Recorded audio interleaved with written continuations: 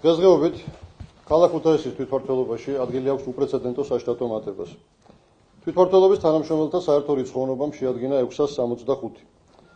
ამ ციფრებს ემატება საქალაქო პროგრამების მომსახურე თანამშრომლები.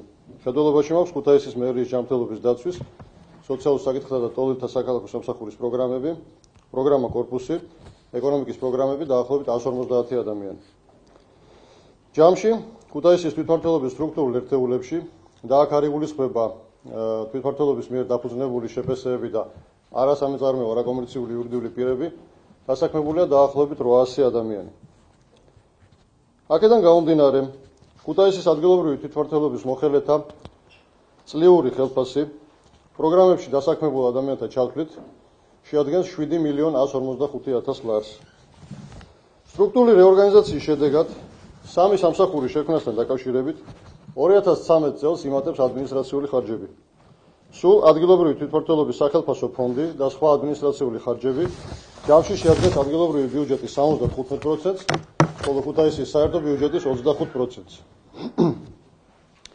არ არის დაცული თვითმმართველი ერთეულის საქმიანობის ძირითადი პრინციპები, მათ შორის საჯარო სამსახურის უპარტიობა და საერო ხასიათი. საჯარო სამსახურის თანაბარი ხელმისაწვდომობა ნებისმიერი მოქალაქისათვის მათი უნარებისა და პროფესიული მზაობის შესაბამისად. თანამდებობებზე დღემდე კონკურსის გარეშე ინიშნებიან არაკვალიფიციური ან კონკრეტულ პოზიციასთან კვალიფიკაციით შეუსაბამო ადამიანები. ზოგადად ძალიან დაბალია მოხელეთა პროფესიონალიზმის დონე.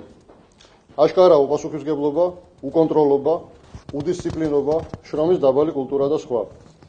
როგორც გლობალურად, ისე ცალკეულ სფეროებში ნათლად არ არის ჩამოყალიბებული კონკრეტული მიზნები, განვითარების პრიორიტეტები, სტრატეგია, პროგრამები, მათი შესრულებისთვის საჭირო ფინანსური, ადამიანური და სხვა რესურსები. არ არსებობს არანაირი ინიციატივა ადგილობრივი თვითმმართველობა წავიდეს თანამშრომლობაზე ცენტრალურ ხელისუფლებასთან, რაც ცხადია უარყოფითად აისახება ქალაქის და ქვეყნის განვითარებაზე. ამ და სხვა დანარჩენიდან გამომდინარე, კიდევ ერთხელ, მაგრამ ამჯერად საჯარო ფორმით მოუწოდებ ჩემს კოლეგებს და ხელმძღვანელებს ქუთაისის თვითმმართველობაში მიმდინარე პროცესების აც უკვე არაფორმალურ შემოქმედებს და სულის ჩამდგმელებს უწავლენ სახელმწიფოს, სინდისისა და ადგილობრივ თვითმმართველობაში დასაქმებული პროფესიონალების წინააღმდეგ.